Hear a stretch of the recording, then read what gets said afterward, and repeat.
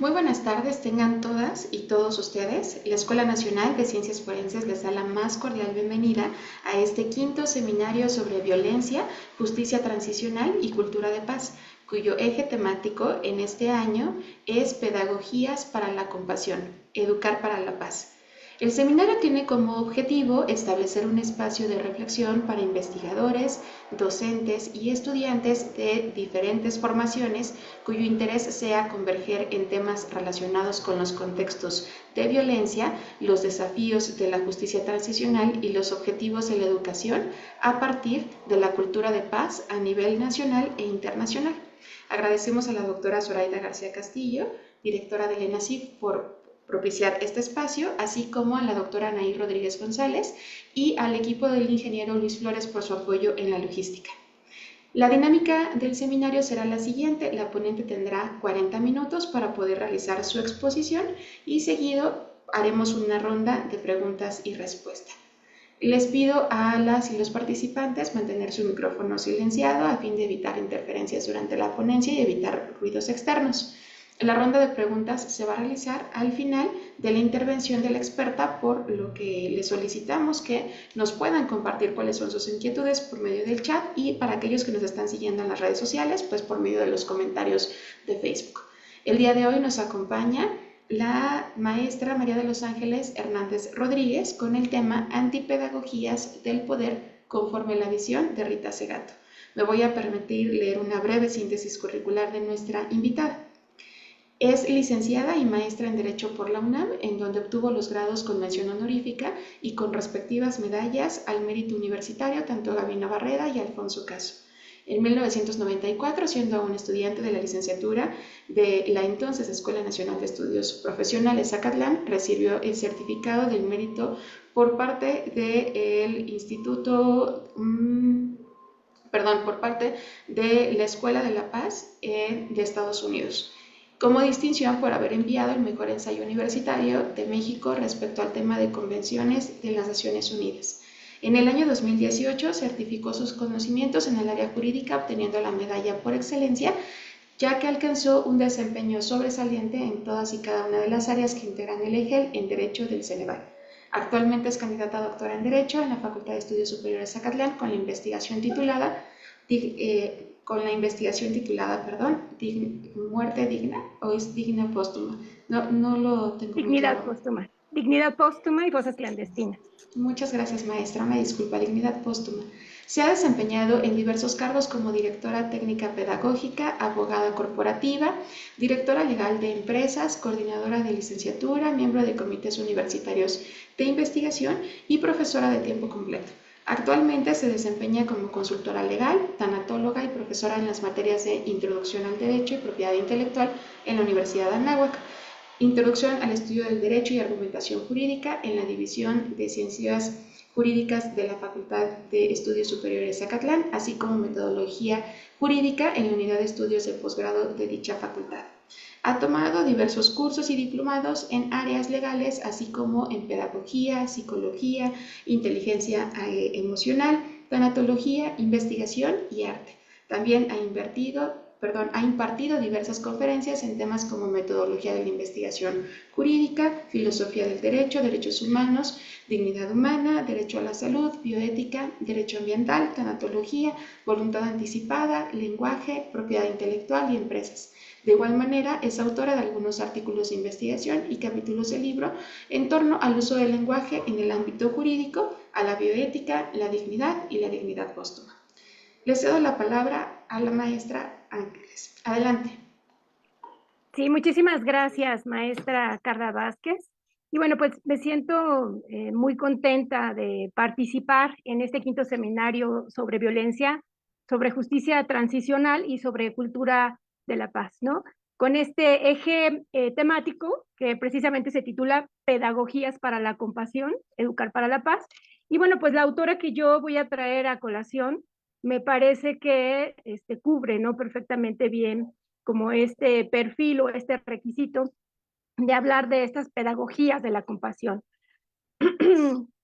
Agradezco a esta Escuela Nacional de Ciencias Forenses la invitación en un momento dado por estos espacios de reflexión que son verdaderamente necesarios, ¿no? Para nuestro país, para nuestros círculos académicos por los temas efectivamente que se manejan. Y pues agradezco también, ¿no? Estos espacios o la creación de estos espacios a la doctora Zoraida García, que es la directora de esta Escuela Nacional de Ciencias Forenses, también a la invitación de la doctora Anaí Rodríguez y pues también su presentación y su tiempo, maestra Carla. Muchísimas gracias.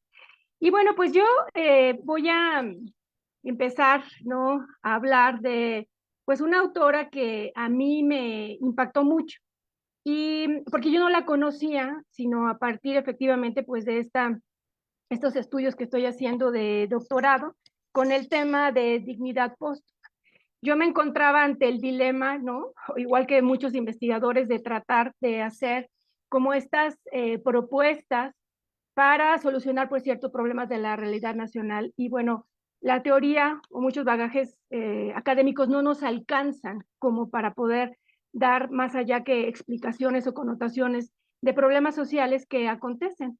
Como es el caso, bueno, mi tema de investigación, como se mencionó, bueno, habla de la dignidad póstuma, pero efectivamente me centro en lo que viene siendo las fosas clandestinas y que es un fenómeno pues que está muy relacionado con lo que viene siendo la desaparición forzada. Y entonces, bueno, hasta ante ¿no? un contexto en donde pues la violación sistemática de derechos humanos es tan evidente, pues encontrar autoras como Rita Segato, pues empezaron a darme luz, ¿no? En un momento dado hacia dónde dirigirme o hacia dónde ir, ¿no? Y bueno, el libro que yo traigo a colación en este momento para hacer como una hermenéutica y que bueno, confieso que creo que es una autora que tendríamos que estudiar como a más profundidad por las obras que ha realizado, es precisamente el de Contrapedagogías de la crueldad. Yo y voy a aclararlo posteriormente, pues mi ponencia la llamo Contrapedagogías, ¿no? Del poder en un sentido, también retomando algunas cuestiones que ella menciona y que hablaré pues un poco más adelante, ¿no? La ruta argumentativa que voy a seguir tiende a contestar estas primeras preguntas, ¿no? La primera de ellas es ¿quién es Rita Segato? Solamente dando un pequeño panorama de su biografía y de su quehacer intelectual. ¿Por qué el título de la ponencia? Que pues de alguna manera ya he hecho esta distinción, que su obra tiene un nombre, yo la retomo de alguna manera realizando una hermenéutica a partir de las propias palabras que ella realiza. Hablaré de qué explicaciones le da ella a la crueldad, a la violencia o al poder. Explicaré efectivamente cuáles son algunas de las características de estas pedagogías de la violencia que ella menciona para posteriormente pues concluir con esta ruta que ella nos da relacionado con mecanismos que ha tenido a bien vislumbrar en un momento dado para combatir o para alguna manera hacer frente a estas pedagogías de la violencia, ¿no? La justicia transicional, pues, como sabemos, ¿no? Y como lo ha señalado la Oficina del Alto Comisionado de las Naciones Unidas, trata de alguna manera de buscar, ¿no? De desentrañar, de implementar de alguna manera estos mecanismos que como sociedades necesitamos, ¿no?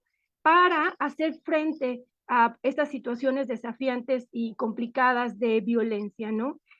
Compartimos una historia común, ¿no? De hechos crueles y violentos que implican desde luego una violación grave a los derechos humanos por los diversos contextos, ¿no? De conflictos armados, de represión u otro tipo de, pues, de violencia o de cuestiones a gran escala, ¿no? Que han sido retomados precisamente por Rita Segato en varias de sus obras.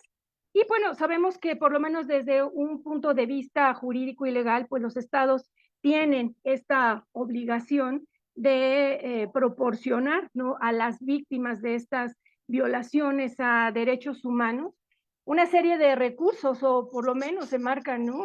Recursos efectivos para satisfacer estos derechos a la verdad, los derechos a la justicia, los derechos a la repetición, a la no repetición, perdón, a la búsqueda de la reparación efectivamente pues de los daños que son causados a las víctimas, ¿no?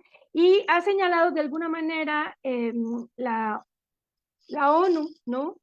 A través efectivamente de este comisionado, que pues que esta búsqueda o estos mecanismos deben atender a una serie de principios, ¿no? Y estos principios, pues, vendrían siendo, entre algunos de ellos, la contextualidad, una apropiación nacional, dependiendo efectivamente de las diversas culturas, sociedades que se ven inmersas dentro de un territorio denominado país, una inclusividad en donde tengamos que incluir pues todas aquellas miradas de los involucrados, un centramiento efectivamente en las víctimas como el eje en el cual tendríamos que implementar pues estos mecanismos, cuestiones relacionadas con la sensibilidad al género que aporta pues de una manera importante Rita Segato porque ella está considerada no como una autora feminista y la participación y el empoderamiento de estas víctimas de una manera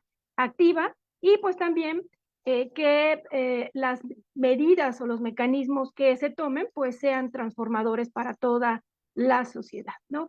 México pues sabemos que aunque las cifras oficiales no las tenemos, pues de ahí ciertos históricos nos hablan que a partir ¿no? de Felipe Calderón con esta guerra en contra del narcotráfico, pues tendríamos ¿no? más de 100,000 desaparecidos y pues entre cifras no oficiales que oscilan entre 200, 350,000 personas que han sido víctimas ¿no? de esta violencia por el control de los territorios ¿no? y por las operaciones militares que pues hemos sufrido dentro de nuestro país. Pues en este sentido, ¿no? Rita Segato, junto con otras investigadoras, pues tiende a investigar estos fenómenos, sobre todo, bueno, en cuestiones relacionadas con las muertas de Juárez. ¿Quién es Rita Segato? ¿No? Yo lo que les comentaba, en algún comité de investigación de la revisión de mi tesis de posgrado, alguna de mis asesoras, pues, me hablaba en este sentido de las antipedagogías del poder conforme a Rita Segato, que yo confieso, pues, nunca había escuchado este término, sí a Rita Segato por el corte feminista que tiene, pero no así su obra, ¿no? Y esto en el sentido de que, bueno, yo hablaba de cuestiones relacionadas como necropolítica, como Achille Membe, pero también plasmaba en un momento dado una imposibilidad de poder hacer frente ¿no? a estos problemas relacionados con la desaparición forzada y las fosas clandestinas en México. En este sentido, bueno, pues ella me hace la invitación a leerla y bueno, pues empiezo a descubrir efectivamente pues el trabajo que realiza esta argentina. Es una mujer argentina, bueno, que nació ¿no? en 1951, estudió, ella es antropóloga, posteriormente pues realiza estudios ¿no? de etnomusicología en donde se especializó desde un punto de vista antropológico y bueno, posteriormente ella obtiene una maestría y un doctorado en antropología social. Parte de los temas importantes que ella se ha interesado a partir de sus estudios de posgrado, el ir como desmenuzando, pues tiene que ver con la cuestión de las mujeres y la violencia, ¿no? Lo que viene siendo los feminismos, los múltiples feminismos que existen, estudios decoloniales porque ha trabajado con varias comunidades indígenas o comunidades ancestrales, tanto en Brasil, en Brasilia, en específico en Bolivia y pues de alguna manera también ha tenido un acercamiento con nuestro país. Por lo tanto, bueno, ella también en este sentido empieza a hablar de estos estudios decoloniales, ¿no? De estas cualidades específicas que tenemos dentro de toda Latinoamérica y que nos distingue de los postulados teóricos o de los estudios que se han realizado en Europa, para empezar a crear pues una doctrina o empezar a crear un acercamiento efectivamente a los problemas de América Latina. Y obviamente está interesada en este sentido o su trabajo la lleva a hablar de estructuras de violencia de género.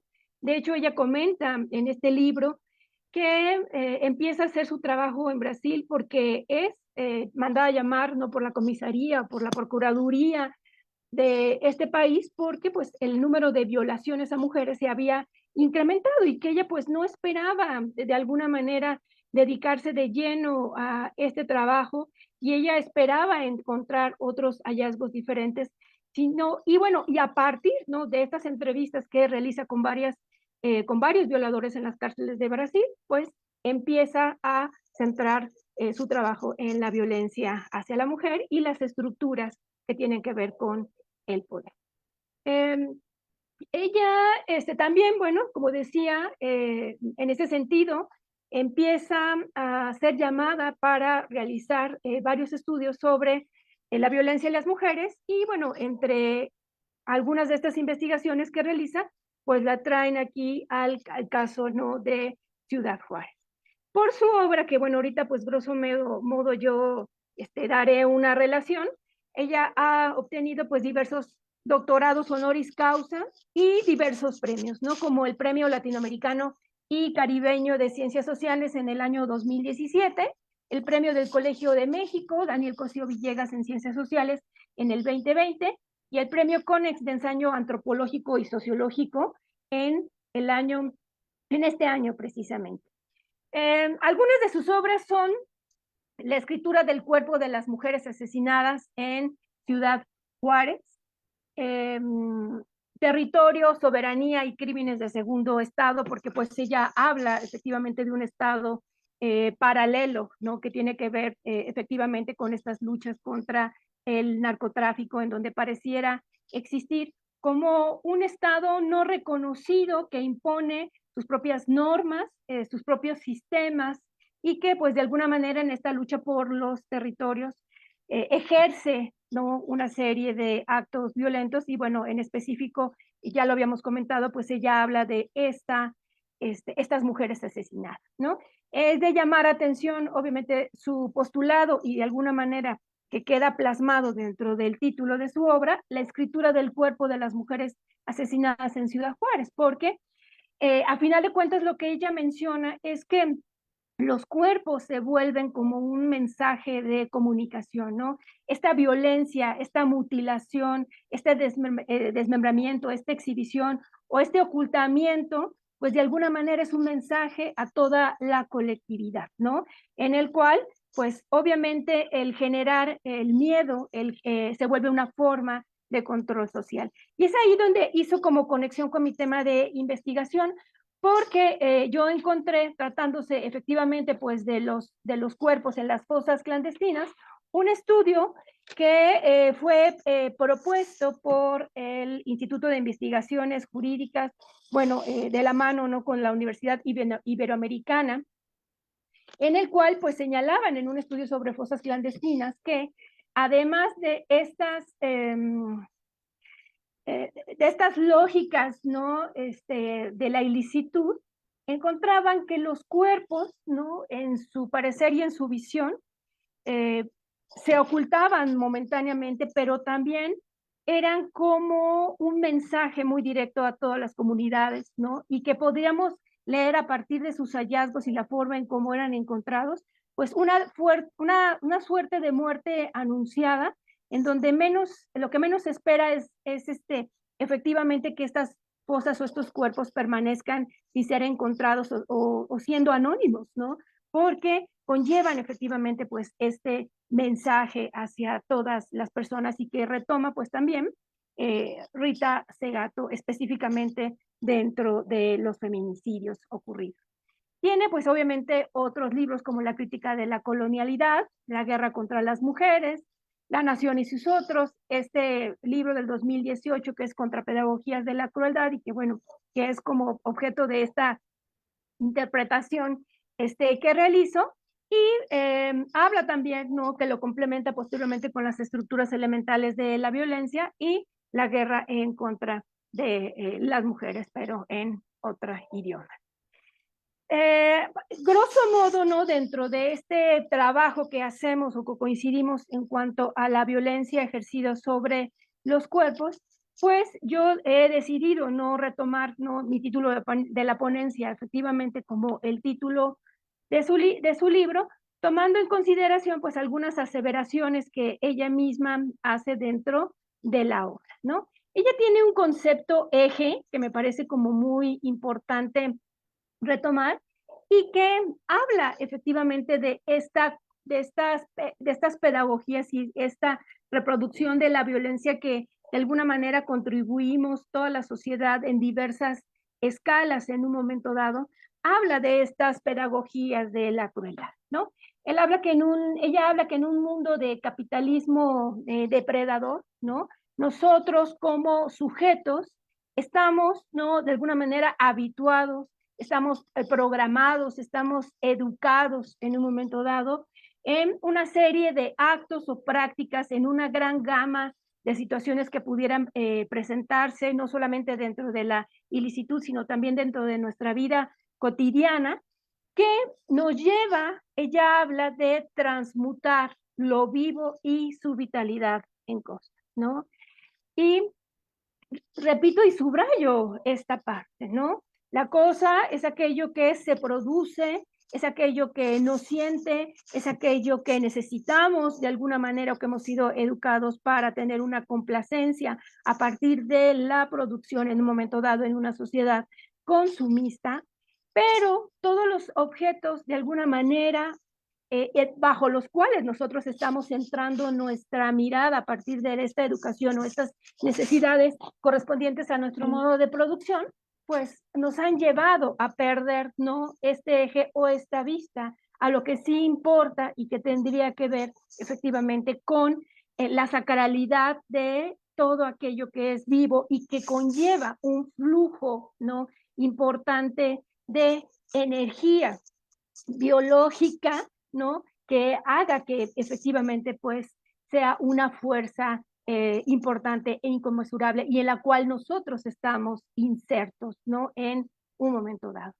Ella habla que estas pedagogías de la crueldad van más allá de la ilicitud y van más allá del acto, ¿no?, de privar de la vida a otras personas, que hemos sido de alguna manera educados para encapsular, ¿no?, el flujo de esta vida que es errante, es imprevisible en un momento dado, y que las dinámicas sociales a los cuales hemos sido encaminados es irnos a cierta inercia, ¿no?, en el cual, bueno, vivimos y vivimos bajo quizás una cotidianidad muy, muy previsible en cierto sentido, ¿no?, en el cual pues nos volvemos como de alguna manera autómatas que ya no cuestionamos efectivamente los status quo en todos los sentidos en los cuales vivimos y que esta inercia pues nos hace de alguna manera improductivos en otras esferas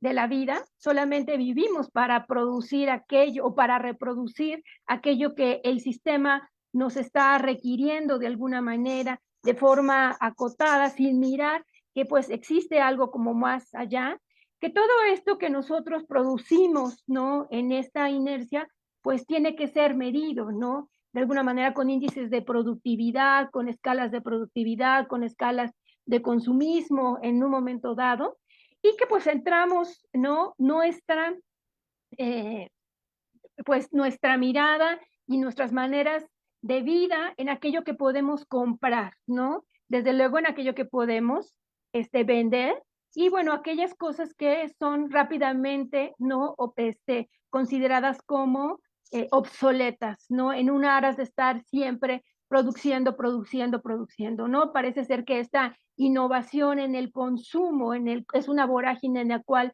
pues nosotros participamos, ¿no? Y que encontramos nuestra satisfacción, pues ya no en el placer de estar vivos, de sentirnos vivos, ¿no?, en un momento dado, de producir aquellas cuestiones que no necesariamente tengan que ver con nuestros modos de sobrevivencia como seres biológicos en un momento dado, no nos damos cuenta que tenemos otra serie de necesidades que también son totalmente importantes y que vivimos, ¿no?, de alguna manera siendo el reflejo de una sociedad capitalista consumista, ¿no? Y que este capitalismo y este consumismo pues lo hemos introyectado pues en todas las esferas de la vida.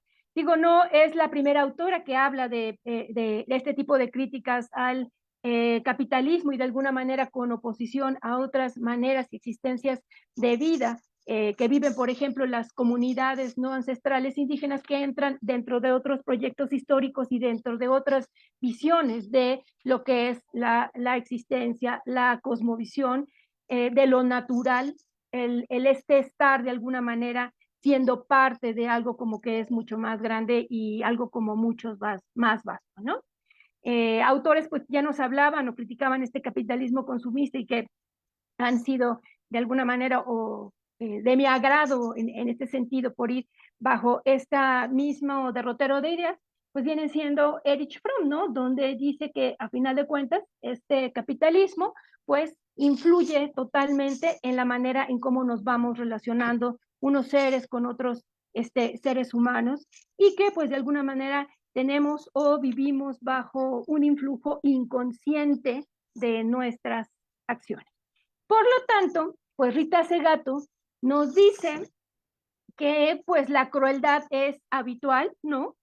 Y que esta crueldad habitual es directamente proporcional, dice, a las formas de gozo narcisístico y consumista y el aislamiento de los ciudadanos mediante su desensibilización al sufrimiento de las otras personas, ¿no? En este sentido, consumimos, bueno, además de consumir todo lo que nos ofrecen los medios, muchas veces sin una discriminación efectivamente de aquello que se nos presenta, pues nosotros al consumir efectivamente aquello que se nos da sin cuestionar, pues también nos volvemos como reproductores de la crueldad, ¿no? En este sentido, si en las redes sociales pasan un homicidio, pasan un desollado, pasan, nosotros lo vamos como normalizando, ya para nosotros es algo que no llama la atención en un momento dado y nosotros al estar viralizando o estar compartiendo esta información de alguna manera sin algún sesgo o sin alguna conciencia de qué, o si en alguna pregunta de qué es esto que estoy mirando, qué es esto que estoy consumiendo en un momento dado, pues nos volvemos estos reproductores de esta crueldad en un momento dado y por lo tanto, pues tendemos a una invisibilización de la misma. Por eso para ella es importante que nombremos y que digamos cuáles son estas conductas en un momento dado, pero que también nos negamos en un momento dado a participar de esta crueldad, ¿no? Habla, obviamente, en esta sociedad de producción donde todo tendríamos a la mano y pudiéramos de alguna manera obtener ciertos satisfactores con relativa facilidad en un momento dado, lo que viene siendo esta visión de yo me satisfago lo que yo necesito y lo demás pues no me interesa, pues eso también es una forma de crueldad en la cual pues no somos conscientes, ¿no? De que estamos siendo, ella dice, aislados en un momento dado. Y, y esta manera de irnos aislando, pues facilita el que nosotros estemos desensibilizados al sufrimiento de pues otras personas. Estamos siendo bombardeados totalmente, ¿no? Por todos los medios de comunicación frente a muchos actos de crueldad en los cuales inclusive se nos da una explicación del modus operandi de una manera tan puntual en un momento dado que algunos autores, bueno, han considerado, retomando a Rita Segato, que pues se vuelve precisamente estas pedagogías de enseñanza de cómo actuar, ¿no? Frente a ciertas situaciones y nosotros no somos como totalmente conscientes de ello. Entonces, yo retomo, no, ella afirma, cuando ya lo veremos, que nos da como 4 parámetros importantes para ir recobrando esta sensibilización o ir en contra de estas pedagogías de la crueldad y que llama precisamente contrapedagogías de la crueldad, pues ella dice que estas contrapedagogías tendrán que ser de alguna manera contrapedagogías del poder y bueno, en esta mirada de género que tiene del patriarcado, porque ella asume que las sociedades patriarcales pues son sociedades donde existe una desigualdad en muchos sentidos y también una jerarquización para la toma de sociedades de toda la colectividad, ¿no? Y entonces asimila o asimilo, ¿no? Dentro de esta hermenéutica que ella no identifica estas pedagogías de la crueldad con estas pedagogías posteriormente del poder y que tienen que ver precisamente con esta baja empatía de unas personas hacia otras personas, ¿no? Y esta baja empatía, el no ser consciente del otro, no mirar al otro, pues de alguna manera hace que en mayor o menor grado, pues todos reproduzcamos la crueldad, que tengamos una insensibilidad, ¿no? Muchas veces no solo hacia los demás, sino ante nosotros mismos, ¿no? Que las situaciones para los trámites de los crímenes pues se vuelvan burócratas, que no tengan importancia, pues es un muerto más, es un expediente más, ¿no? En un momento dado, y que eso hace pues que nos vayamos distanciando unos frente a otros, que privilegiemos, o sea, que exista un privilegio de las formas, de las formalidades, ¿no? De la tecnocracia que ella habla sobre posturas de humanidad frente a otras situaciones, porque esta formalidad y el cumplimiento de las formas ya no nos permite de alguna manera sensibilizarnos hacia el otro que está frente a nosotros con una problemática determinada. Ella habla pues de esta universalidad en este sentido, que tendría que ser una universalidad, pero también muy centrada en las diferencias culturales que tenemos. Y obviamente, sobre todo de entre las grandes comunidades o los grandes conglomerados, pues tengamos este desarraigo, ¿no? Y una limitada vincularidad donde pues no sabes muchas veces ni quién es la persona que vive a tu lado o que vive junto a ti. Entonces, asimilo esta parte de estas pedagogías de la crueldad, obviamente con el poder, con sociedades desiguales, jerarquizadas en un momento dado, donde pues muchas veces las necesidades de unas cuantas personas dentro de diversos espectros sociales son los que van a predominar en un momento dado, ¿no? Y esta desigualdad se ve de alguna manera reforzada o nos ha sido reforzada haciendo hincapié precisamente en estas diferencias y en unas sociedades donde otros son mejores que otras personas y considerarme mejor me permitiría, ¿no? El hacer una toma de decisiones sin ver efectivamente quién está enfrente de mí. Dentro de las explicaciones que ya ella da de la crueldad, pues nos habla, efectivamente, ya nos decía de esta crueldad como esta asimilación a una disminución de la empatía que tenemos unas personas frente a otras personas, ¿no?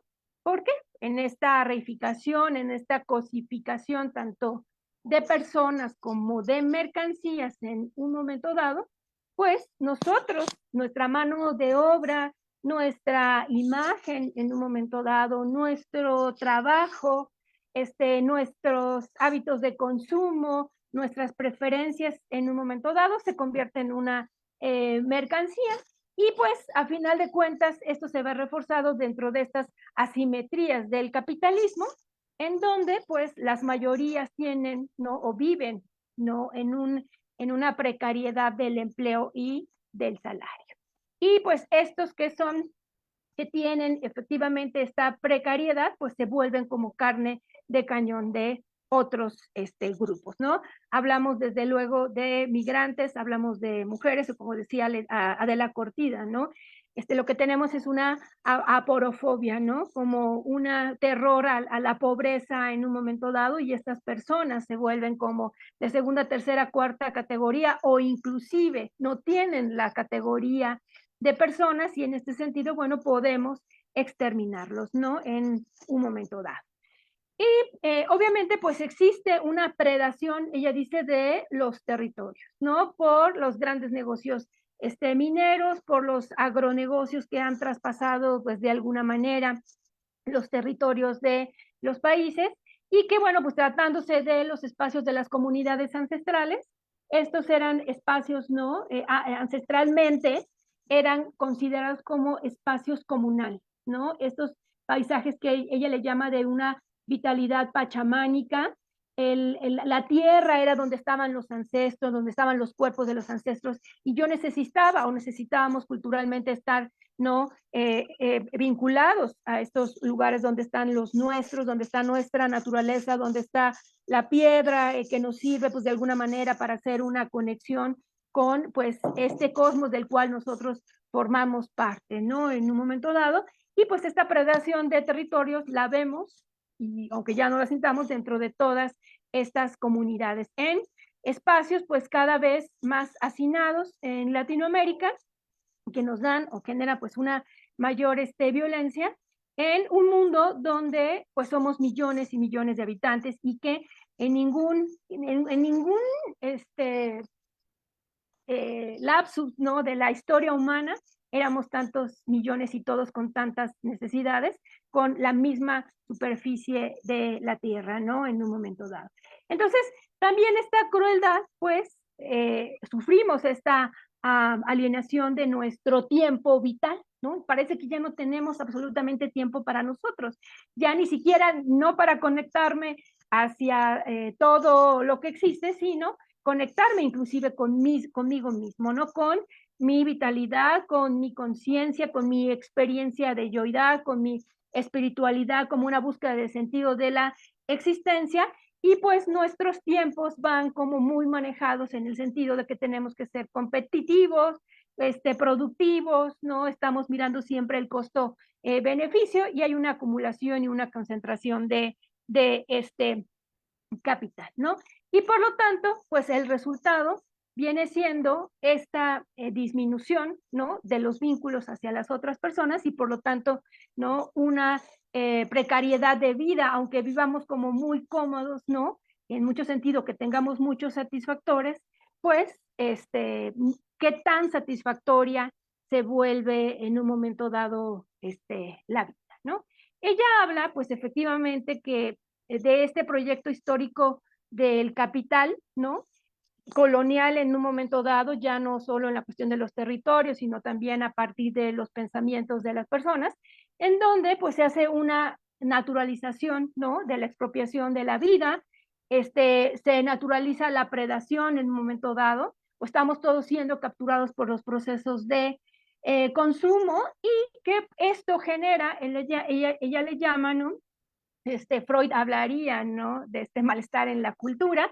Ella habla de esta personalidad psicopática, ¿no? Y dice pues que esta personalidad psicopática en donde solamente yo busco satisfacer mis necesidades propias de una manera egoísta, en donde yo estoy bien y bueno, no me interesa de alguna manera una comunidad más laxa, ¿no? En un momento dado, pues tiene una alta funcionalidad para el capital en un momento dado y que por lo tanto estas pedagogías de las cosas o estas pedagogías del consumo generan nuevas guerras, ¿no? En estas áreas de satisfacer nuestras necesidades, pues como el control mafioso de la economía, de la política, en un momento dado de las comunidades, y que pues los medios de comunicación, ¿no? Se ve efectivamente, ella habla de estos espectáculos televisivos, ¿no? Que van en contra de la dignidad del cuerpo expuesto en un momento dado en todos los sentidos y toda la violencia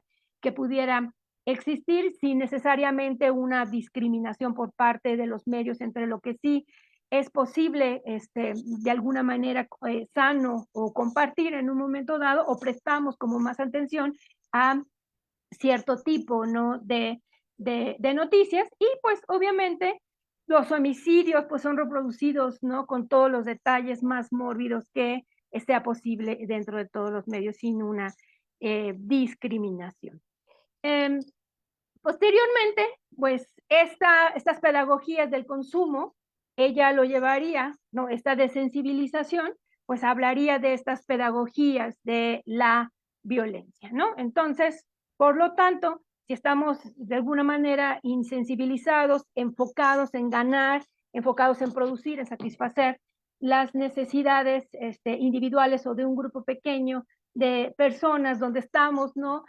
Hasta el hartazgo, bombardeados con una serie de mensajes en todos los medios sociales, ya no solamente dentro de ya no solamente de la televisión, pues obviamente nosotros tendemos a normalizar pues estos paisajes de crueldad y pues los tomamos como, bueno, pues ya esto es común, pasa todos los días en un momento dado y entonces yo ya no soy empático efectivamente con lo que puede estarle sucediendo a otras personas. Mientras no me afecte a mí, pues es algo que no me afectaría, ¿no? De alguna manera, y bueno, pues esto es México y así suceden las cosas, o estas son las sociedades humanas y pues ya no hay otra cosa que hacer y nos volvemos de alguna manera nihilistas, ¿no? Ella habla efectivamente que por lo tanto, junto con otros autores, no como Galtung, que la violencia tiene una dimensión de carácter estructural en un momento dado y que tiene una dimensión no expresiva más que instrumental y que por lo tanto todas las violencias son actos comunicativos y siendo los primeros interlocutores quienes no intervienen dentro de estos hechos, pero a final de cuentas, a vivir en estos conglomerados hipercomunicados, ¿no? Pues todos nos volvemos interlocutores de esta violencia, ¿no? En un momento dado. Y que esta violencia también es bien vista dentro de ciertos círculos sociales porque permite a quienes ejercen la misma pues dotar de una jerarquía de prestigio a los a quienes realizan estos actos ¿no? de violencia frente a las otras personas y hablamos, y esto pues tiene que ver con estas economías y con estas sociedades jerarquizadas, ¿no?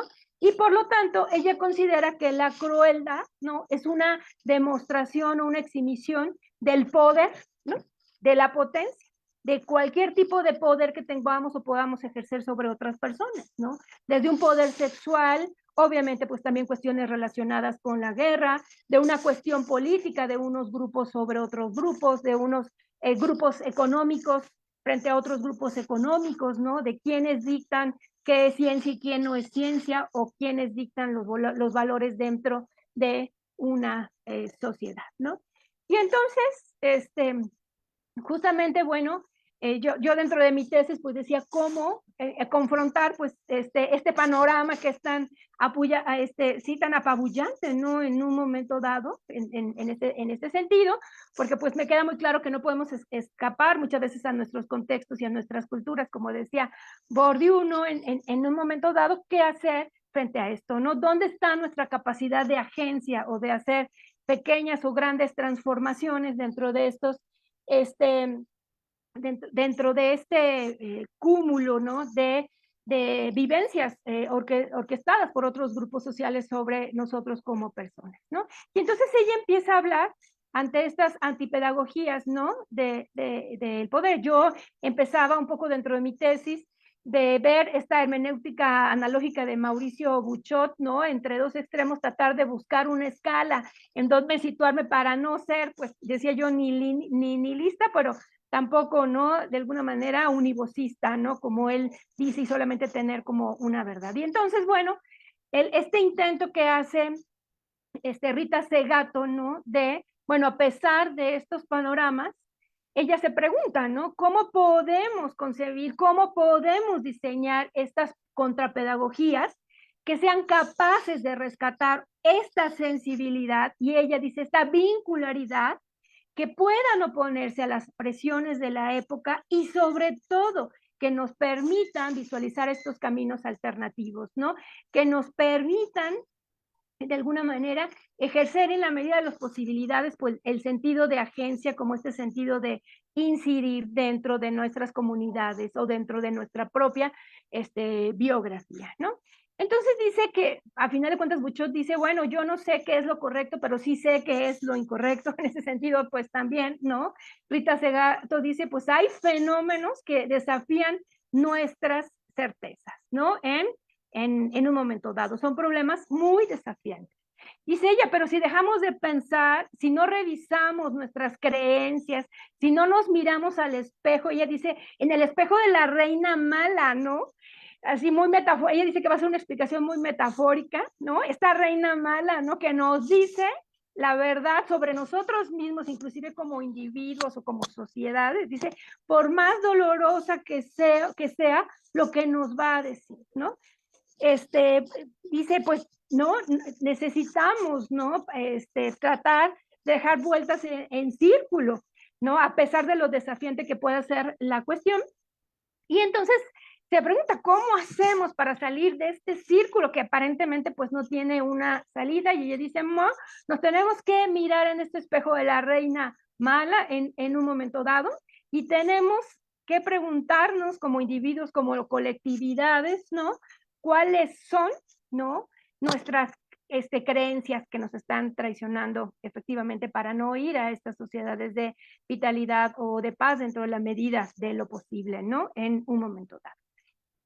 Y también, pues, ¿qué nos está faltando en estas medidas que se han tomado? Y entonces dice, bueno, si bien es cierto, también tenemos somos parte de sociedades y tendemos como individuos a reproducir lo que está dentro de nuestro medio, pues también tenemos, dice, habría que rescatar estas pulsiones éticas de insatisfacción que vivimos dentro de estas comunidades en un momento dado, para tratar de buscar, pues, un mundo que sea, en la medida de lo posible, lo más benigno para el mayor número de personas, tomando en cuenta, pues, una pluralidad.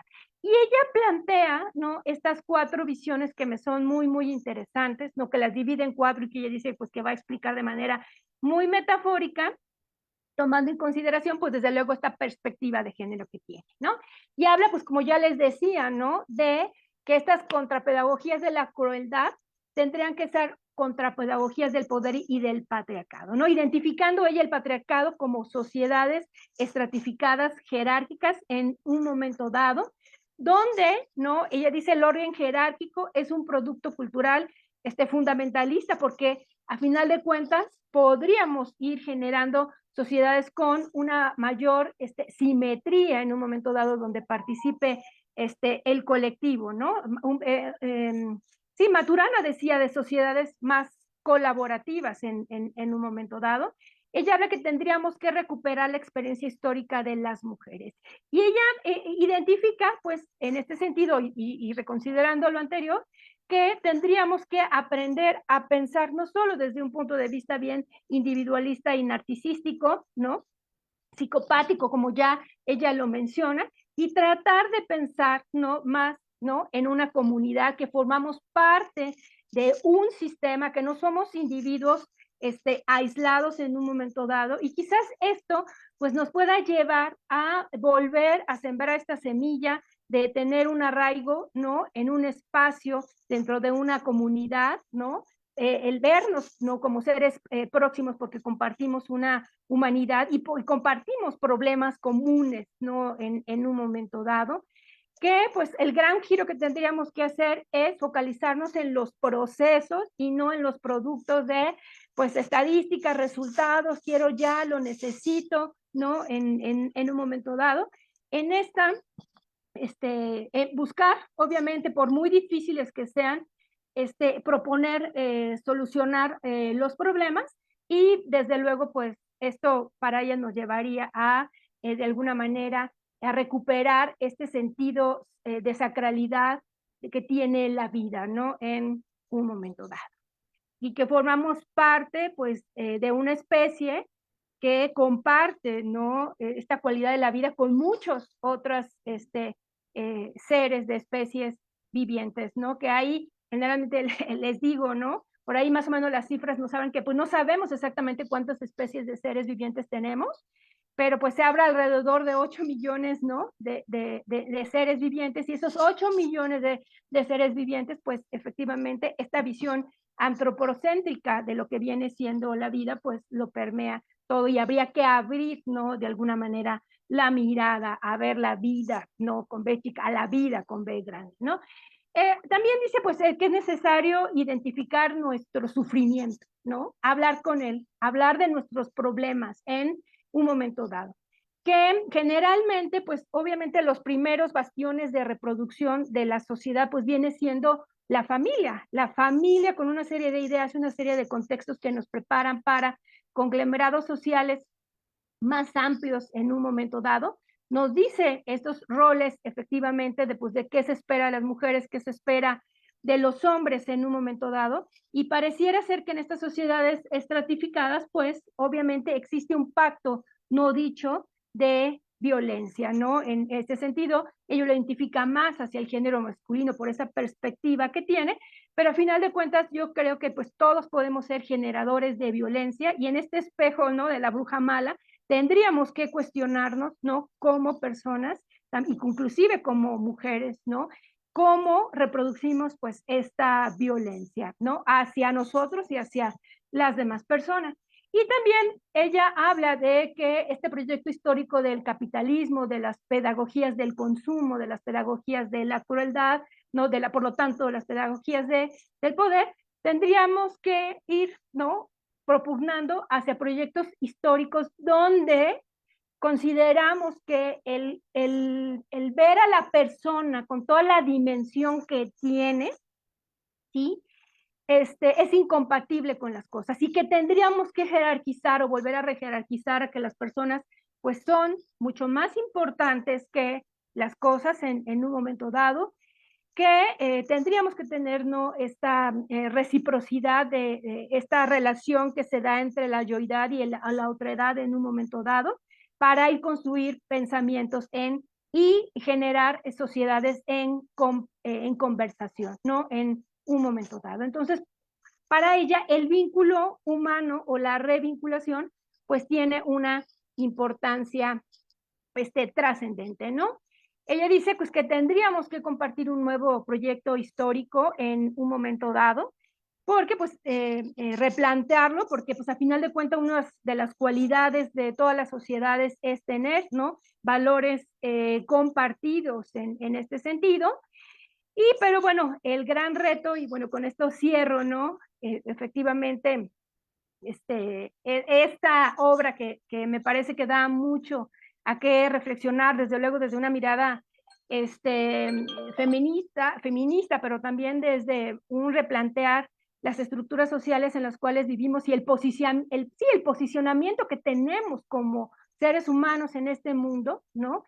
Es que plantearnos, ¿no? En este mundo capitalista, qué tan dispuestos estamos a hacer sacrificios, porque en un momento dado empezar a tener una apertura, a una mirada no solamente hacia mí, a mis necesidades y mi individualidad, sino a una colectividad y a un mundo de vínculos donde decimos teóricamente que todos somos importantes, es muy fácil repetirlo, ¿no? Así todos somos importantes, pues si todos somos dignos, todos somos, ¿no? En un momento dado. Pero en esta realidad, qué tan dispuestos realmente estaríamos y ahí subrayo la palabra sacrificios, ¿no? Para poner estos límites en un momento dado a mis necesidades personales a ultranza para vivirme y visualizarme, ¿no? Como parte de una comunidad como muchísimo más amplia, ¿no? En un momento dado y que formamos parte pues de un conglomerado de miles de personas que todas dicen que tienen necesidades, que todas sus necesidades son importantes, que todas tendrían que satisfacerse, que todas tendrían que cubrirse y que pues efectivamente pues esto nos lleva a una serie de conflictos, ¿no? De unos frente a otros y pues las formas que hemos encontrado de de resolver o no hemos encontrado estas formas, ¿no? De resolver pues estos problemas sociales, ¿no? Implica también el responsabilizarse de nuestras propias violencias, ¿no? Que ejercemos como personas y como ella dice, ¿no? Mirar aquello que no nos gusta mirar de nosotros un poco en el sentido de la sombra, ¿no? Que ya nos hacía referencia pues Jung en sus escritos. Y pues por mi parte es todo. Me parece que esta es la reflexión que yo quisiera compartir de alguna manera, que yo le digo, retomo para efectos de mi investigación, en el hecho de darle sentido, ¿no? Pues, o de buscar otras alternativas de pensamiento y otras alternativas de vida. Y bueno, pues por mi parte sería todo. Es cuanto. Muchísimas gracias. Maestra Hernández, muchísimas gracias. Yo creo que estos espacios nos sirven justo como para hacer discusiones filosóficas, pero que tienen también una profundidad y un efecto en la realidad. Yo me quedo con varias cuestiones que tienen que ver justo con cómo esta mirada multidisciplinaria, pero a partir de lo social, de lo económico, de lo político, de lo cultural, de las violencias, pues tienen un eco no solamente en la educación o ese interior personal a partir del yo, sino que también se van creando ciertos efectos, sobre todo en la repetición de las violencias, de todo tipo de violencia. Claro que en muchas ocasiones, como lo ha tomado Rita Segato, pues a la violencia hacia las mujeres.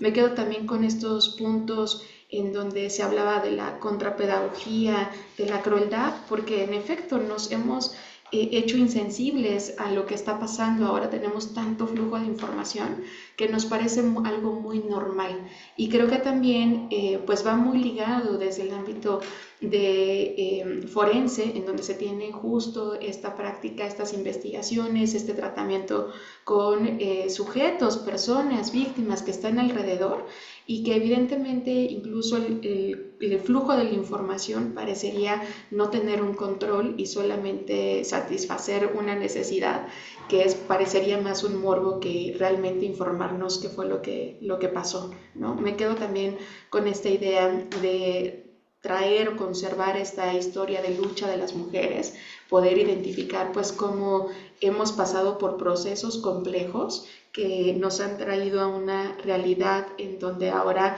pues no solamente está el ámbito normativo tratando de dar respuesta, sino el ámbito social, qué es lo que pasa justo con estas vinculaciones que tenemos con lo que está pasando y cómo es que normalizamos esta violencia, ¿no? La hacemos cotidiana, no observamos que incluso nosotras somos las primeras que generamos ciertos patrones, no nos miramos en este espejo de la maldad con esta bruja para podernos hacer estas reflexiones.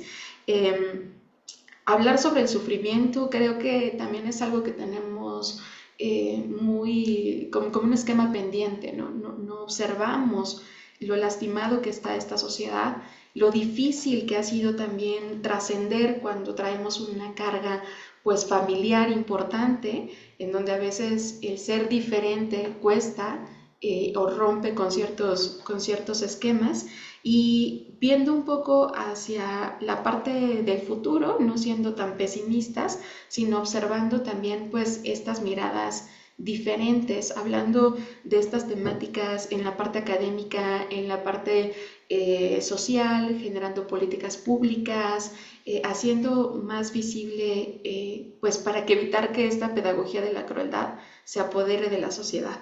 Entonces yo creo que ha sido por mi parte muy enriquecedor poderle escuchar, y creo que podemos dar con ello paso a las siguientes preguntas que tenemos justo por parte de las personas que están dentro de la sesión.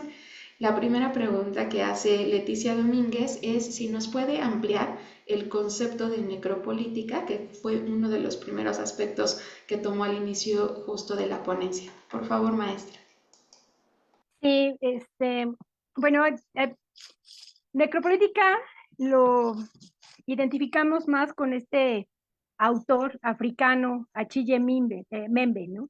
Membe tiene una obra así denominada necropolítica, en el cual dentro del contexto en el cual vive, pues dice que las personas, la necropolítica es este derecho a decidir quién vive y quién muere, ¿no? Él habla pues que las sociedades están divididas en dos partes, ¿no? Número uno, las personas que están armadas y las personas que están desarmadas, ¿no? Obviamente, dentro de todas las regulaciones que pueden existir dentro del Estado, pues ¿quiénes están armados? ¿Quiénes están armados? Número uno, pues obviamente las fuerzas de seguridad pública dentro de un Estado. Él pues específicamente pues habla de estos poderes, ¿no? Del ejército, de las fuerzas públicas, que de una manera legítima, a través de un ordenamiento jurídico, pues pueden ser portadores de las armas, ¿no? Y esta aportación de armas en ciertas circunstancias, por esta lucha de seguridad o bajo fundamentos o legitimación de seguridad, pueden ser utilizadas bajo ciertas circunstancias y por lo tanto, bueno, estamos concediendo una autorización social para determinar quién vive y quién muere, ¿no? De una manera legitimada. Pero pues no solamente existe esta parte legal, sino también este estado paralelo, ¿no? En un momento dado. El estado paralelo pues vendrían siendo todos estos grupos paramilitares, el crimen organizado que tiene el poder adquisitivo para comprar armas, ¿no? En un momento dado. Y ellos pues también en un momento dado dentro del ejercicio de todas las funciones y objetivos que tienen por cumplir, que es obviamente pues la distribución en canales más amplios de estupefacientes, pues obviamente tienen que utilizar frente a sus propios competidores dentro de un mercado ilícito y también frente a estas fuerzas, ¿no? De poder, pero tienen armas. Y entonces estas sociedades armadas, en medio estaría efectivamente pues quien no tiene las armas, que vendrían siendo pues la mayoría de los ciudadanos que tenemos una prohibición, inclusive para tenerlas, y si queremos tenerla pues tendríamos que tener una serie de permisos dentro del Estado, ¿no? Entonces, habla efectivamente de esta necropolítica, esta política, ¿no? De muerte, en contraposición, ¿no? A estas otras teorías de la biopolítica de Foucault, que es el control de los cuerpos, ¿no? Por parte del Estado, o algunas otras teorías desde el punto, desde la mirada de la bioética, que tiene que ver con la necroética y con el manejo adecuado de los cadáveres dentro de todos los contextos. Entonces, obviamente, Achille dice, bueno, el gran cúmulo, ¿no?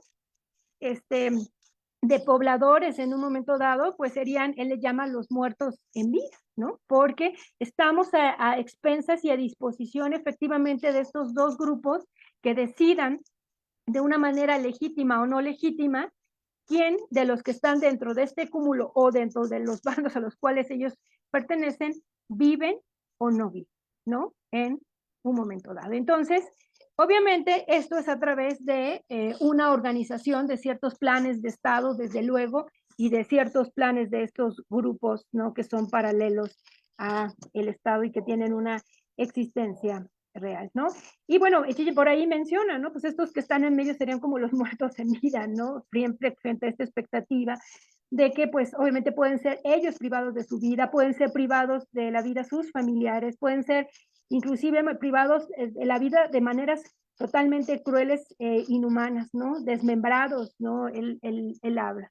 Es decir, se van implementando una serie de tecnologías de la muerte mecanizadas y no solamente de manera individual, sino también para diversos colectivos, ¿no? En el caso de África, pues vemos estas violaciones sistemáticas, no sé, o el caso tan paradigmático de Ruanda en un momento dado, donde un grupo, ¿no? Decide quién vive y quién muere en aras de las justificaciones que los propios grupos en el poder pues van creando. En este sentido vendría siendo, ¿no?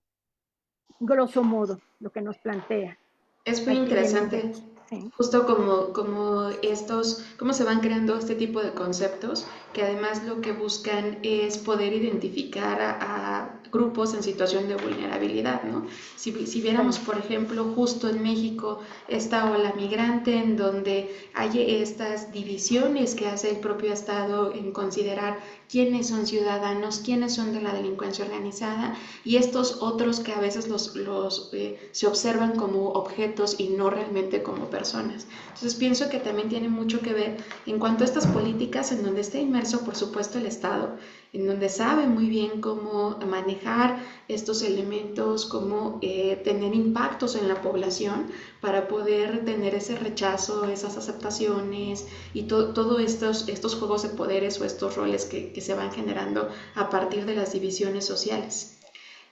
Vamos a ir con otra pregunta. Justamente Leticia Domínguez nos pregunta, maestra, ¿cómo la personalidad psicopática contribuye al funcionamiento de la crueldad? Bueno, voy a contestar en términos de Rita Segato porque efectivamente los diversos tipos de personalidades pues han sido estudiados desde muchos puntos de vista, ¿no? En un momento dado. Inclusive hay escuelas psicoterapéuticas, ¿no? Como lo que tiene que ver con bioenergética y demás, que hacen una clasificación de los cuerpos humanos a partir de sus propias características, que no es lo que hace Rita Segato, ¿no?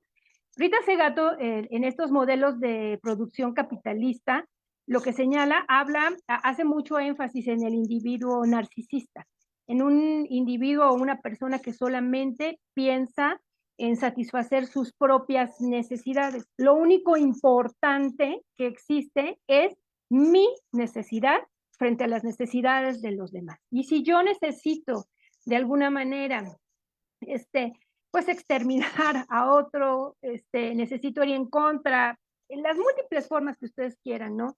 De ir ver las necesidades del otro, considerarlo como persona, ya no lo veo, lo tengo totalmente desdibujado, ¿no? En un momento dado, y por lo tanto, pues no siento una sensibilidad, y por lo tanto esto me permite, ¿no?, ejercer una crueldad sobre las otras personas. Hace ya unos años veía yo una entrevista con un tratante de blancas, y este tratante lo que decía era, efectivamente, que le preguntaba, ¿no? Oiga, pero usted no siente un mínimo como de remordimiento por enganchar a las mujeres que son sus víctimas. Y él dice, no, esto es un negocio familiar.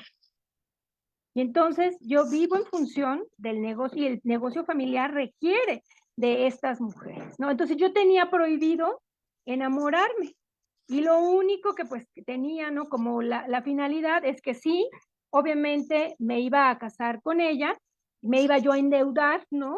Y en esta solidaridad de matrimonio, pues porque yo me había endeudado por ella para que estuviera muy bien, pues yo la prostituía en un momento dado. Pero yo siempre, él decía, estuve programado desde muy pequeño y desde muy niño a mirar que era una mercancía, que no era una persona, ¿no? Porque yo, en el momento que sintiera algo por esa persona, el negocio se venía para abajo, ¿no? Y entonces no existe esta posibilidad. Mi fin es solamente el negocio o las necesidades en las cuales mi familia, pues yo fui creciendo bajo pues esta manera de ser o esta manera de existir, ¿no? Y los otros pues se vuelven simplemente medios para los fines que voy persiguiendo, ¿no? Entonces, ella lo habla de que tiene obviamente una personalidad centrada en las cosas, en el consumismo, en la satisfacción de las necesidades propias, un individuo que está aislado emocionalmente de los demás, que ya no tiene una vinculación frente a los otros, soy yo, y después yo, ¿no?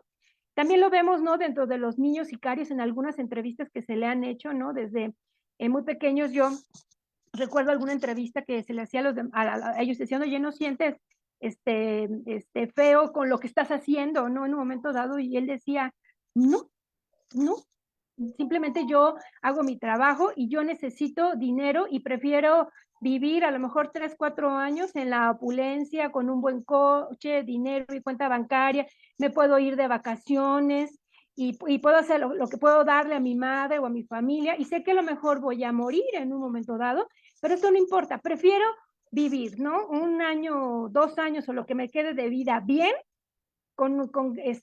sin que me falte absolutamente nada, y pues los demás no son como mi interés.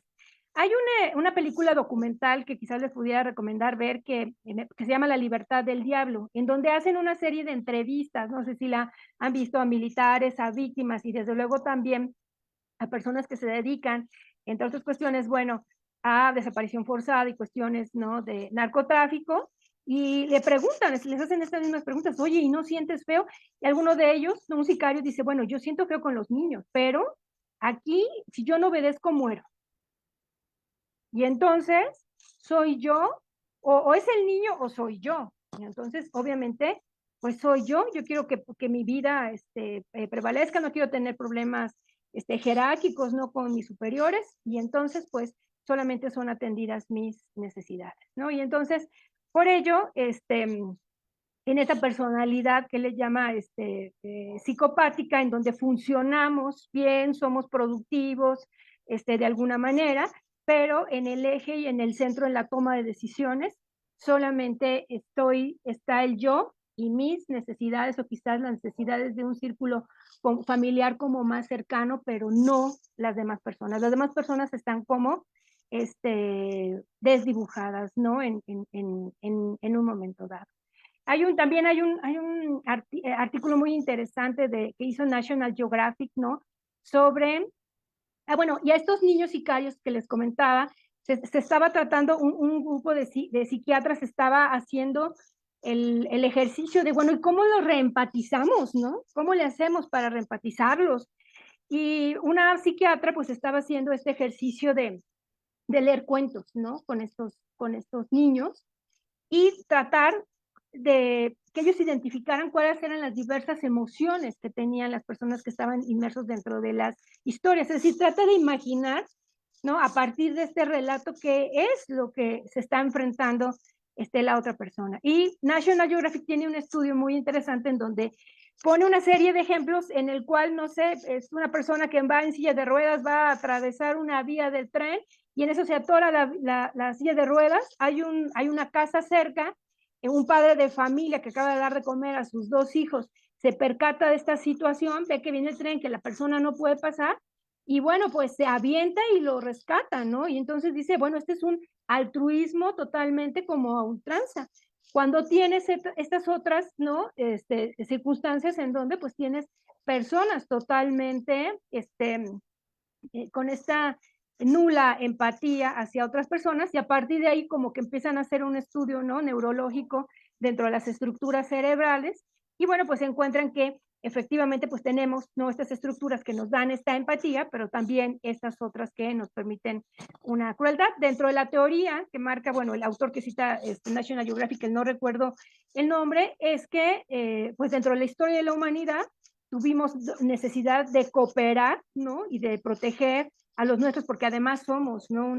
Somos mamíferos, pero también en esta lucha por los territorios, por la comida, por la supervivencia, pues también hubo la necesidad de aquellos que no formaran parte del tribu, de la clan o lo que sea, eran vistos como enemigos y por lo tanto pues había que exterminarlos, ¿no? En un momento dado y que estas estructuras pues sobreviven dentro de cualquiera de nosotros, ¿no? Es así pues que Gardner nos habla de este cerebro, de esta amígdala cerebral, que es el centro de procesamiento de las emociones, lo que trabaja 80,000 veces más rápido, ¿no? En estímulos cerebrales y neuropéptidos, y después, pues tenemos esta parte pensante, ¿no? Esta parte neocorteza, que también Kahneman, que gana este premio Nobel de economía, siendo el psicólogo por la toma de decisiones, pues dice que pues tenemos este pensamiento lento y este pensamiento rápido, ¿no? Y que emocionalmente tenemos mayor capacidad de hacer lecturas por cuestiones de sobrevivencia, pero que el pensamiento lento, ¿no? La neocorteja, pues tarda más de alguna manera en cualquiera de nosotros en echarse a andar por cuestiones de química y cuestiones de neuropéptidos. Y entonces, tomando estas consideraciones, ¿no? Habla que los psicópatas, ¿no? Ya en un diagnóstico psiquiátrico, en un momento dado, no con esta concepción o este término que está utilizando, ¿no? Antropológicamente como dentro de esta descripción que hace Rita Segato como alguien que es moldeado por el proyecto histórico del capitalismo, ¿no? Como alguien insensible a las necesidades de otras personas, parte, ¿no? Dicen, bueno, que parte de estos estudios que se hacen dentro del mapeo cerebral, pues las personas que son psicopáticas, estas áreas de la empatía, las neuronas espejo y demás, pues no funcionan con la misma rapidez, velocidad, ¿no? Y demás, porque no han sido estimuladas, ¿no? Desde pequeños o a partir de ciertas vivencias o por daños de alguna manera, ¿no? Cerebrales que pudieran ser por alguna cuestión, ¿no? De algún traumatismo funcional, ¿no? En un momento dado. Y hablan ahí de pues un programa piloto que están haciendo en cárceles, ¿no? Sobre todo con menores infractores, un poco con cuestiones de meditación también, y con estos ejercicios como para imagínate que el otro que está sintiendo, ¿no? En un momento dado, amén pues de otros tratamientos psiquiátricos que pudieran desarrollarse, ¿no? Entonces, bueno, reitero, este término que utiliza ella es para efectos de darle sentido a su propio discurso de las pedagogías, ¿no? Del capitalismo y las pedagogías de la crueldad. Y yo creo que va mucho de la mano con esta cuestión, no solamente incluso de educación, ¿no? Con este ejemplo que decía de la persona que estaba como muy enfocada en la trata de personas, que lo ve como algo natural, que parecería que también el factor de la educación, del seguimiento de la familia tiene un aspecto importante. Y por otro lado, pues esta idea del trabajo con la emoción y de cómo se pierden, ¿no? Se adquieren los estímulos. En la sesión del día de ayer hablábamos un poco sobre la cuestión de la emoción y luego es la conexión que se tiene y si observamos un poco qué es lo que pasa con los grupos de delincuencia organizada cuando tenemos a niños, niñas, adolescentes, en donde lo que hacen es justo trabajar con esa parte como para bloquear las emociones y que hagan estos actos como algo muy natural, ¿no? No solamente como una cuestión de sobrevivencia, sino como algo cotidiano propiamente. Tenemos el comentario de Leticia Domínguez, dice gran aporte reflexionar sobre la responsabilidad de las propias violencias. Juan Pablo Ramírez Santiago dice mirarnos en el espejo de la bruja, muchas cosas podrían evitarse si nos conocemos, ser responsables para reflexionar. Muchas gracias.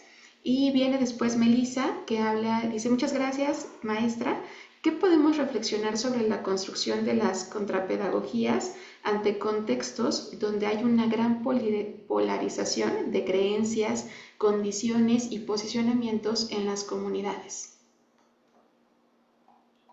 Esa es me parece una gran pregunta, ¿no? En, en ese sentido, porque creo que vivimos en sociedades, ¿no? Por muchas cuestiones y muchas razones, ¿no? Como muy polarizadas, ¿no? En el sentido de este es mi sistema de creencias y yo no me muevo de ese sistema de creencias, no estamos dispuestos a cuestionar ese sistema de creencias en un momento dado. Yo creo que esto se debe a que identificamos a la creencia con nuestra propia persona, ¿no? Cuando de alguna manera hacemos un señalamiento discordante respecto a lo que otra persona puede estar postulando como algo importante para esa persona, el cuestionar su creencia es casi como cuestionar a la persona, ¿no? En un momento dado y como que se activan pues esos mecanismos de defensa de, ay, me estás de alguna manera atacando a mí como persona. No tenemos como esa educación como para distinguir, ¿no?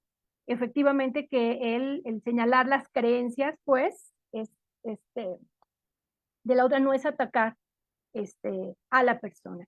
Creo que también nosotros tampoco estamos como educados para cuestionar nuestras propias creencias, independientemente de que, de que otra persona pudiera estar disconforme con lo que yo efectivamente estoy señalando o lo que estoy diciendo en un momento dado, yo qué tanta capacidad tendría para cuestionar lo que yo estoy diciendo y tener esta apertura, ¿no? Y se vuelve también como difícil la capacidad de autocrítica. Otra cuestión importante es que también no somos educados en un momento dado para cuando otra persona no esté de acuerdo con lo que nosotros digamos y entremos como a un punto, ¿no? De inflexión donde vamos a pasar a otro nivel, ¿no? De agresividad en ese sentido, como para decir hasta aquí y no es como en el espacio ni el momento para poder discutir alguna situación. Tampoco, ni dentro de las familias, ¿no? Ni dentro de nuestras comunidades, tenemos estos espacios como para hacer un sano, sí, un sano círculo, ¿no? Como de discusión de las polaridades que pudiéramos llegar a tener, ¿no? Para mí los círculos, ¿no? Que bueno, que no todas las personas quieren someterse a los círculos, ¿no? De alguna manera de construcción de la paz, de una manera dialógica, pudieran ayudarnos a este tipo de discusiones, ¿no? En un momento dado. ¿Qué nos enseñaría la contrapedagogía del poder, ¿no? El desafío sería frente a estas polarizaciones que llegamos a tener, este, ¿qué podemos hacer frente a ello? Y creo que sería como identificar el grado de polaridad en el cual estamos, ¿no? Podemos tener un grado de polaridad, me parece fundamentalista, donde alguien, un grupo o una persona diga, yo de aquí no me muevo absolutamente, ¿no? Y, este, y ya no hay nada que hacer, ¿no? En ese aspecto. La contrapedagogía del poder te diría que tenemos que abrir ella y Rita Segato pues menciona que tendríamos que hablar dentro de estas comunidades, de estos círculos o estos espacios en donde se nos diera, al ser obviamente sociedades no jerarquizadas, sociedades colaborativas, sociedades donde todos tuviéramos el derecho a participar y a nombrar en un momento dado, dar la oportunidad para hacer diálogos y construir, ¿no? Soluciones para las otras personas. Sin necesariamente querer convencer al otro, ¿no? De lo demás, porque también existe, creo yo, un grado de pluralidad que tendríamos que respetar, ¿no? En ese sentido. A mí es muy curioso, por ahí mencionaron, y digo, creo que es algo que a todos nos pasa, por ahí mencionaron, ¿no? Que doy clases de metodología jurídica y eso para mí ha sido como un parteaguas, ¿no? En mi biografía personal. ¿Por qué? Porque antes yo era una persona que decía, ¿no? Ah, no, esto que yo lo creo, miren, lo creo desde esta puntita de cabello hasta la uña del dedo gordo del pie y doy la vida por lo que estoy diciendo. A partir, ¿no? De ver que efectivamente existen como varias capas de conocimiento u otras maneras de ver, ¿no? Un mismo objeto de estudio a partir de muchas miradas, pues obviamente me he puesto como más modesta en ese sentido y decir, a ver, revisa tus creencias porque creo que puedes estar equivocada, ¿no? En un momento dado. Pero, y creo que las pedagogías, ¿no? Que vayan en contra de la crueldad o del poder, tendrían que llevarnos efectivamente a, número uno, ¿no? No identificarnos con nuestra creencia en un momento dado porque pudiéramos estar equivocados, que todos tenemos derecho a decir efectivamente cuál es nuestra cosmovisión del mundo en un momento dado, en espacios cuidados para que no nos podamos llegar a alguna agresión, ¿no? Y buscar tópicos o comunes, cuestiones comunes en las cuales sí podemos coincidir, y si no, no hay nada que hacer y efectivamente respetar al otro, ¿no? En un momento dado, siempre y cuando, ¿no? La postura del otro no vaya en contra de valores, ¿no? Importantes o fundamentales como vendrían siendo pues estos derecho a la vida, el derecho a la integridad física, a la integridad psíquica de las personas, ¿no? Y demás, ¿no? En un sentido ideal, pues la sociedad plantea diversas instituciones que deberían poner fin a este tipo de polarizaciones en un momento dado. Y creo que si las instituciones no lo hacen, algo que rescata mucho a Rita Segato y que me gusta es este sentido de agencia, ¿no? Ok, entonces yo, ¿qué podría ser, ¿no? En un momento dado frente a esto que está sucediendo, ¿no? Pero es una pregunta, me parece, híjoles, medular, y yo creo que la historia de la humanidad tiene que ver con ideas polarizadas, ¿no? En un momento dado tiene que ver con fundamentalismos, y dentro de estas estructuras jerarquizadas que menciona Rita Segato, en donde la desigualdad prevalece, ¿no? Y por lo tanto, unos seres humanos frente a otros seres humanos, el grupo en el poder, en cualquier índole que sea, ha tenido la capacidad por los diversos medios que están a su alcance, ideológicos o de fuerza, para imponer su visión acerca del mundo.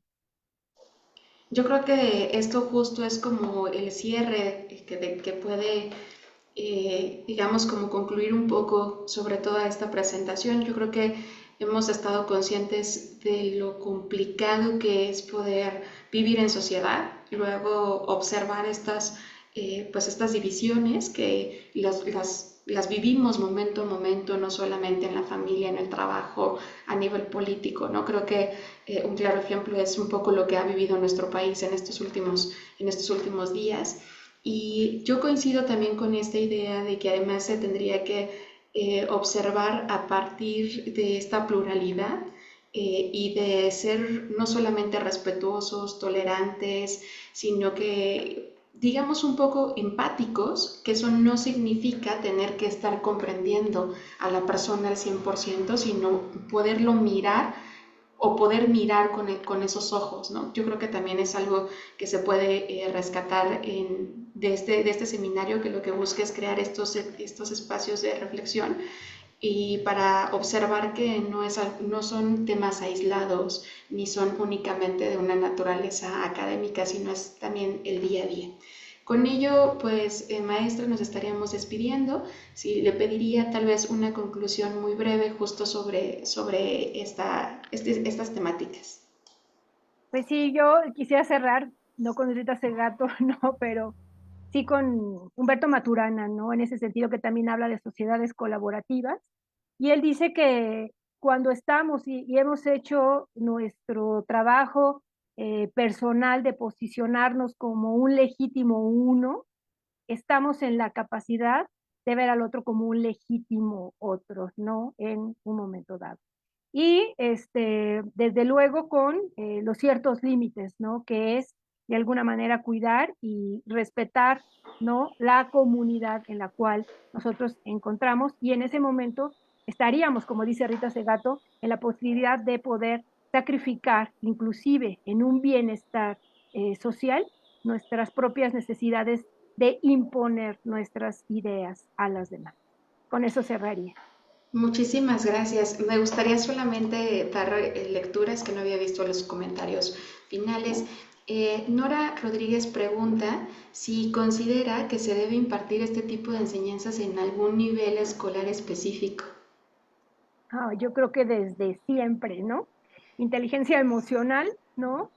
Yo creo que es una cuestión importante, diálogos para la paz y estos diálogos sociales me parecen que son totalmente necesarios desde siempre porque somos seres sociales y siempre estamos, ¿no? De alguna manera en estos roces de unos frente a otras personas, ¿no? Hace muchos años tomé un diplomado en inteligencia emocional, que es verdaderamente difícil, ¿no? En esta parte biológica también que nos domina y en esta parte no cerebral que es la que más a todos nos toca, nos cuesta trabajo echar como andar en un momento dado y por eso digo que tenemos que hacernos responsables en primer lugar de nosotros mismos, ¿no? Se hablaba efectivamente pues, de qué materias son las que son esenciales en un mundo donde solamente privilegia, ¿no? Una parte cerebral que es el cerebro lógico, ¿no? En un momento dado y que lectura, matemáticas y demás, y que nos haría falta, yo creo que desde todos los niveles, ¿no? Una inteligencia emocional y efectivamente a la resolución de los conflictos y los diálogos para la paz, ¿no? En un momento dado. Y como diría Reto Segato, eso implica también sacrificar y así lo quiere, si lo queremos ver, ¿no? Mi punto de vista en aras de un bienestar colectivo y frente a los otros. Tenemos un comentario más, además de varias felicitaciones. Dice Alicia Valentín, en muchas comunidades el servir, aguantar y sacrificar son sinónimos de ser una buena mujer. ¿Cómo generar antipedagogías de poder en una comunidad que si te excluyen, que te excluyen incluso las propias familias? Híjole, eso es súper complejo, ¿no?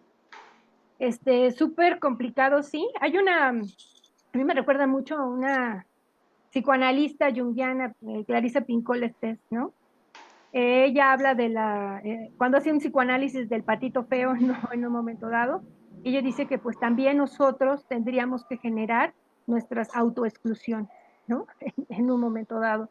Que a final de cuentas la vinculación es algo tan importante y tan trascendente al ser humano, que por esa vinculación estamos capaces de sacrificar pues nuestro verdadero ser y nuestra verdadera persona o nuestra esencia en esta construcción que tenemos de nosotros mismos, ¿no?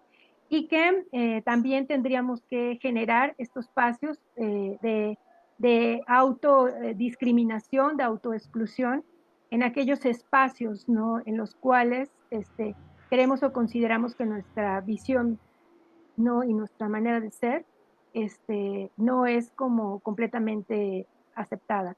Y creo que la mayoría, eso pues requiere una valentía enorme en un momento dado, sobre todo de desligarse de estos vínculos que son tan importantes y que nos dan sentido en nuestra existencia. Pero también creo que estamos frente al gran reto siempre de convertirnos en las personas que somos y que hacen coherencia y sentido con quien nosotros somos. Y eso en un momento dado implica, ¿no? Irnos de ciertos lugares. Obviamente implica un trabajo personal muy, muy, muy profundo en ese sentido, pero es real y me parece también trascendente lo que se plantea en la pregunta, ¿no? Pues muchas gracias, maestra. También queremos agradecer pues las felicitaciones. Dice buenas tardes a todos, gracias por la oportunidad de aprender. Gladys, Lisette dice gracias por la plática. Leticia Domínguez dice gracias. Patricia Peña dice gran tema, me hizo reflexionar mucho y plantearme nuevas cosas. Gracias. Campos, Jimena Campos dice excelente ponencia. Alicia Valentín, gracias. Verónica, gracias. Melissa, muchas gracias por su ponencia. Nora, gracias por la respuesta y por la presentación del día de hoy. Montserrat dice muchas gracias por la información, es de gran importancia los temas que se comentaron, excelente ponencia. María de los Ángeles Montoya dice gracias por lo compartido. Margarita González también dice muchas gracias. Pues queremos justo agradecerle, maestra, y en breve le haremos llegar la constancia de participación y pues a todos los participantes y a las personas que nos están siguiendo también por redes sociales, les recordamos que mañana nos vamos a ver en la tercera emisión de este seminario, justo con la maestra Carla Musurrutia, que va a hablar sobre justicias transformativas en el retejido social. Muchas gracias, que tengan excelente tarde. Muchas gracias. Muchísimas gracias.